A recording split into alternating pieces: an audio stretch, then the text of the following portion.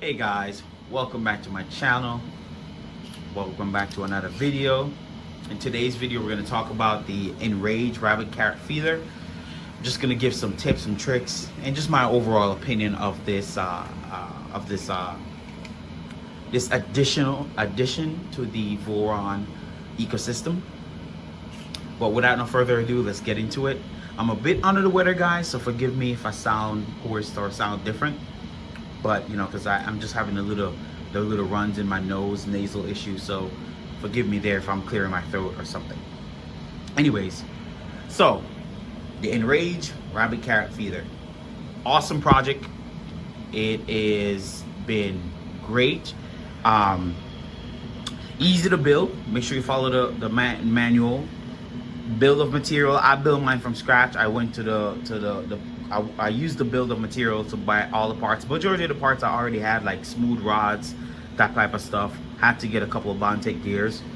I already had NEMA 17 pancake stepper motors, so I had majority of the stuff. So it wasn't as expensive for me to do a 9-port. My 9-port cost me no more than $100, literally. So it was really nice because I already had everything else, screws, everything from previous Voron builds. Nothing about this was hard. Honestly, if you built a Voron, nothing about assembling this thing is hard. Just follow the manual to the T and you should be good to go. Let me pull this back a little bit because it might snag and miss. Gotta be careful here. However, if you're wondering if you can print this out in PETG instead of ABS, if you're not able to print ABS, yes, you can. I actually printed this in PETG. This is what I have it in right now, in PETG. Couple things to look out for. One, make sure you get the right stuff. For example, servo. I don't know about micro servo. It's the first time I've messed with a servo motor. I just happened to, when I was gonna get this project built, I happened to way back in March, to show you how long I bought the stuff. I had the stuff put down for months, and I bought a Savox SH, I want to say Savox SH0256, but I didn't know it was metal gears. It was plastic gear servo. Well, when I got this thing built and I added that servo to do everything, man, it burnt out fast. I mean, I maybe got like halfway through a print and it burnt out.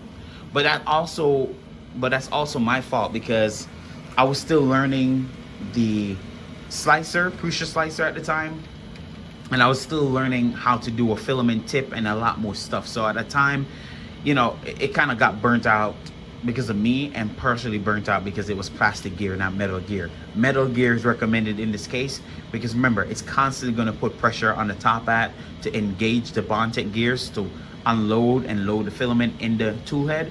So again, you definitely need metal gears in this case. I do recommend the Savox SH0255MG. That's one of the strongest, torquiest micro servo motor out there. So I do recommend going with that one. I think ETT also suggests MG90S servo motors. I've tried those. Those are not as good. For him, it does work, but for me, I tried it. Nope. It's just, even on the weakest top hat, it cannot engage the gears properly on the weakest top hats. Okay, there's up to about 10 different top hats for 10 different pressure on the filament, and the weakest one, it couldn't even yeah, it couldn't even engage the top hats in my experience. So I wouldn't recommend that one. I would just say just get the most torqueous servo motor, and that's the Salvox version. Okay, that's the SH0255 MG, which is metal gear. Get that one. It's torquey, no problem. It can engage the top hats perfectly fine. I'm using the weakest top hats here because it seemed like it goes all the way to it and engage the gear properly. So that's the one I'm using. So that works out for me. So I'm suggesting that you go with that just to avoid any headaches and avoid buying constantly, trying to hunt for the right servo. Just buy the correct servo motor from day one. Also, make sure that you get the right, there is a sensor in here, an IR sensor. Make sure it's, I think it's listed on the bill of material. Make sure you get the right one. There's one with a hole in the center and one with a hole offset. You want the one with the hole offset preferably, so it matches, so it lines up with the cart here on the inside. Also, keep in mind those IR sensors are not equal. Some of them detect the Bondtech gear, because remember, there's a Bondtech gear in this cart that is reading the motion of the filament. So the filament is touching the Bondtech gear, and the Bondtech gear, the back of it is spinning, and the sensor is facing that the back of the gear, and with each move of the filament, it flashes. Okay, it's like reading it's a resolution thing, but it's reading, you know, the movement of that Bondtech gear. Now, the thing is, the sensor, for some reason, some of them can detect when it's closer, some of them can detect when it's farther. It's like the luck of a draw. They're not made equally, and I'm realizing that. Some of them, when I had mine, the first one detect perfectly fine at the distance that it was when I printed it. Some of them needed to be closer, so you have to file down the knob that it sits on. There's a little knob on top of this printed part that the sensor sits on, and I had to file it down a little closer for it to read. So it depends. Some of them don't like to be that close, so you have to like play with that before you mount it, so you know it's reading the Bondtech gear. But I'm just giving you guys a heads up there that not all of those sensors are equal. Another thing is, make sure your printer is well calibrated, because even though I printed out in PETG, everything fits fine for me. Make sure it's well calibrated, because if it's not, certain parts need to have a certain type of tolerance, and if your printer don't have pressure advance dialed in or tuned, you'll run into some trouble. Okay, you'll run into some areas where things need to fit. For example, this area is sensitive, and the reason why this area where the cart and the sensor is in is because the gear, if the housing is too tight, then the Bondtech gear won't spin, and the sensor can't detect if filament is in it or not. Okay, so if the gear can't spin, then it won't unload or load filament at all, because then the sensor cannot detect if the filament is moving back and forth or not. So it's important to make sure that Bondtech gear is somewhat free, that when you run filament across it, it actually spins. So I'm just giving you guys that tip to keep that in mind, because I ran into that trouble. That's why I had to reprint this housing a couple of times. Another thing is the arm, the servo arm. I had it printed out in ABS, and it worked initially, but it also broke. And I'm not sure, I'm not sure if it's just the torquiness of this servo motor, but it broke. It just literally broke and not grip anymore. So I had to reprint it, and this time I reprinted it in PETG, and so far it's doing better. And the reason for that is because PETG does have a little bit of give, unlike ABS. So with that flexibility in mind, it's doing a better job than it did with the ABS arm. Again, it could just be bad luck on my part, or it could just be that ABS is not the greatest that I've used. But in this case, the PETG servo arm is working perfectly fine.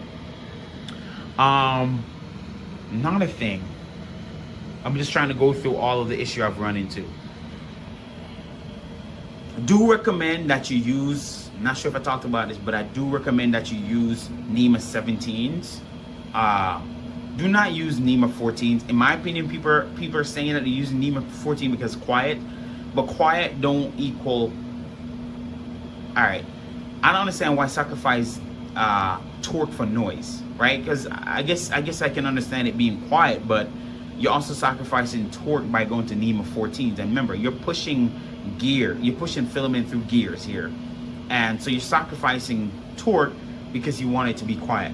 I don't understand. These are machines. They're not going to be quiet, right? I don't think they should be, but it is what it is. I mean, people have their preferences, but I just think that you shouldn't have to sacrifice torque for being quiet. So in my opinion, at least the drive gear here needs to be NEMA 17. This can be a NEMA 14 pancake if you want to, but this for sure needs to be a NEMA 17 because this is what's pulling the filament out and pushing the filament in, okay? So I don't agree with the NEMA 14 setup in this case. I do agree for NEMA 17. NEMA 17 is the right decision for this stuff.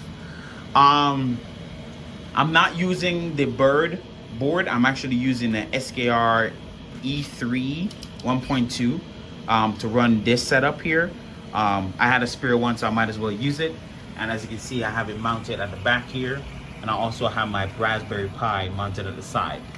I also have a dedicated 24 volt to 5 volt buck converter to send power to the servo, all the electronic that needs a 5 volt, and also my Raspberry Pi.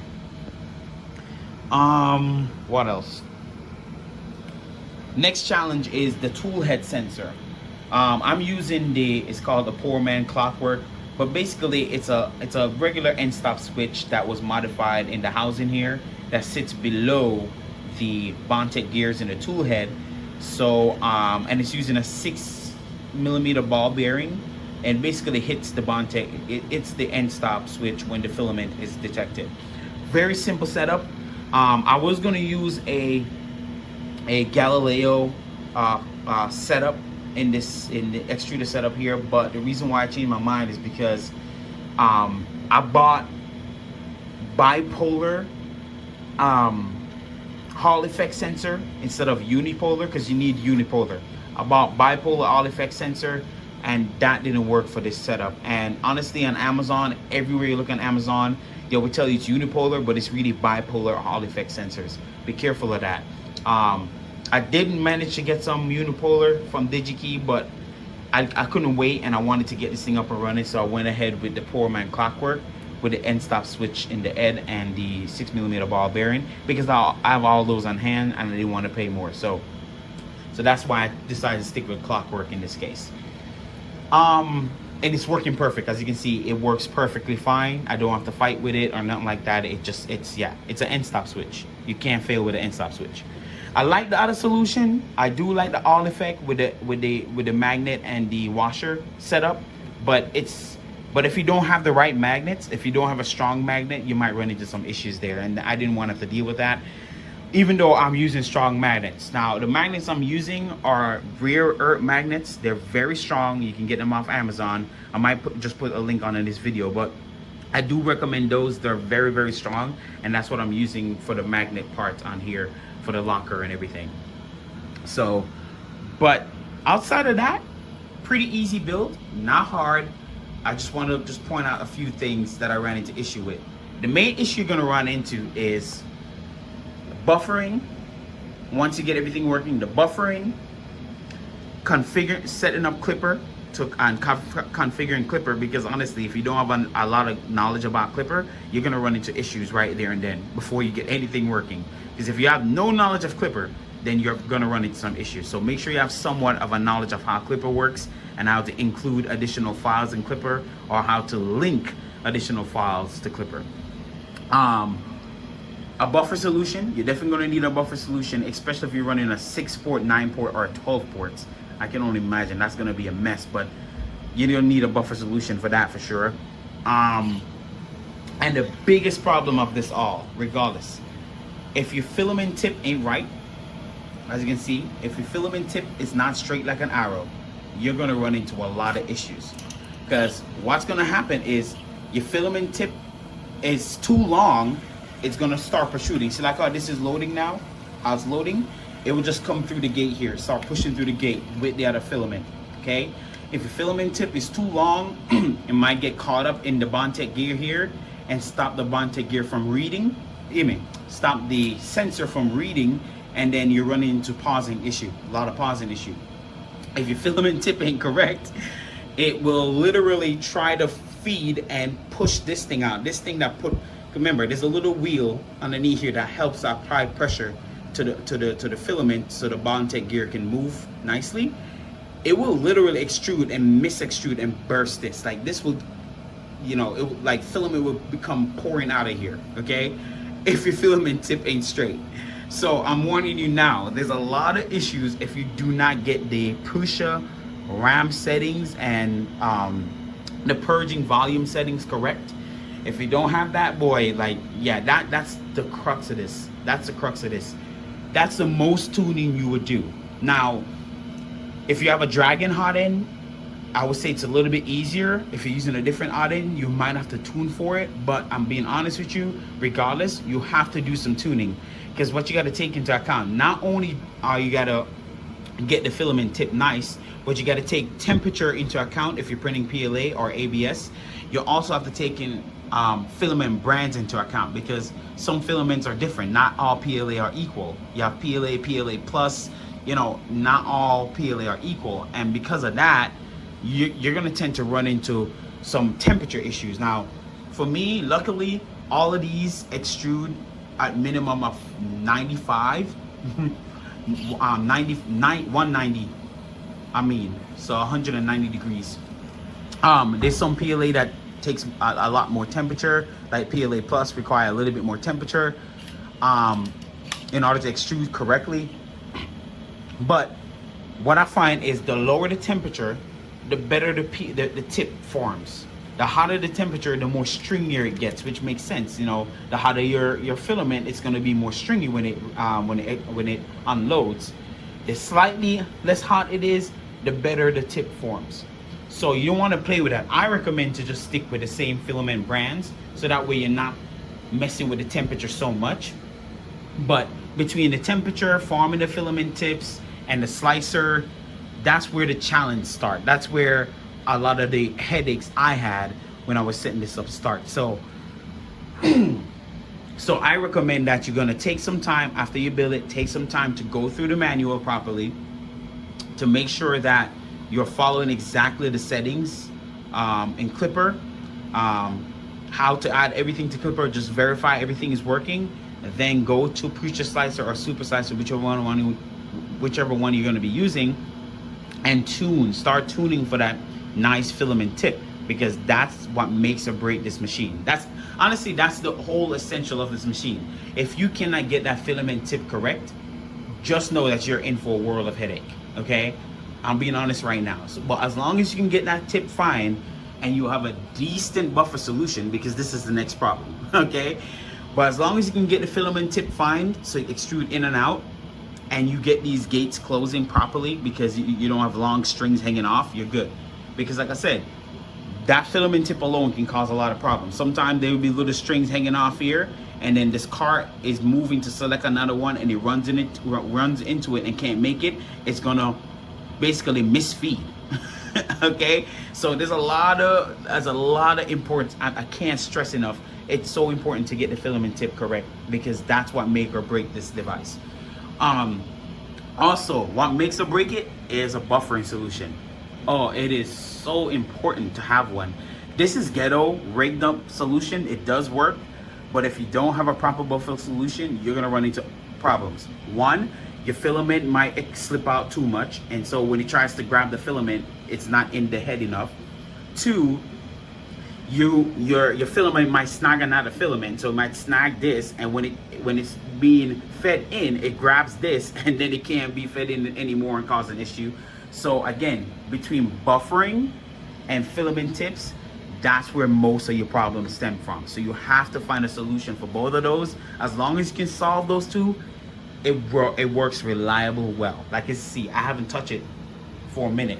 I maybe intervened this print. This is a very long print. I've maybe intervened in this print about 6 times.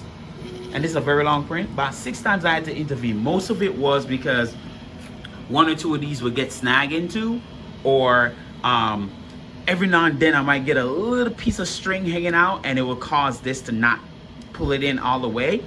But outside of that, it's been going great. So I just want to give you guys a heads up. The main thing to worry about is the buffer and the filament tips. As long as you can get those working good, you are in good hands, and you won't have a lot of problems. But so far, it's been a fun experience for me. I like it. I think I might build another one later on in the future, but maybe not a 6-port, maybe a 4-port, something a little bit more manageable. 9 ports, ooh, I can only imagine. That's insane. Or 12 ports, that's, to me, that's setting up yourself for a trap if you don't know what you're doing.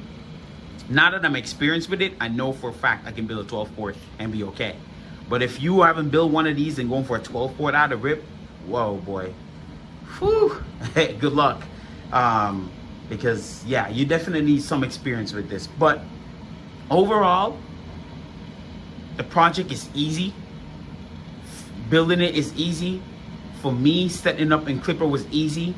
The only challenge I had, like I said, was servo, getting the proper servo motor, something more torquey, getting the filament tip forming correctly, using a proper end stops, you know, a Toolhead end stop switch. In this case, I'm just using the poor man's clockwork with a switch built in, and a spool solution. Those are the problem that was giving me issues, and I fixed all those, and we're good to go. Again, this is kind of temporary. I need to do a better job of this. I'm gonna look into a different spool solution, but for now, with the pegboard mounted, it works great, and you know, prevents some of this, you know, prevent some of the filament from getting snagged on each other. But outside of that, guys, I love it. I love this. I'm so happy. I've been 3D printing like crazy. So this is one of my models. I'm pretty sure I showed it on it's tootless. I showed it on one of those little quick videos, and this thing came out really nice. I'm surprised, like it came out really nice. So, and I'm working on printing, this is Maleficent as well, but you can see I'm using all 6 ports on this setup, and yeah, it's looking real good. Now, another thing is, a lot of people was mentioning the purge tower. Honestly, the purge tower is mostly hollow. Like, the whole thing is mostly hollow. It's not like a full thick block of purge. It's like, it's mostly hollow, but don't get me wrong, it's still wasting filament. But there's no other way to do this, guys. Unless you have multiple tool heads, you can't, there's no way getting around this. Someone was also mentioning, can't you just purge the color into the infill?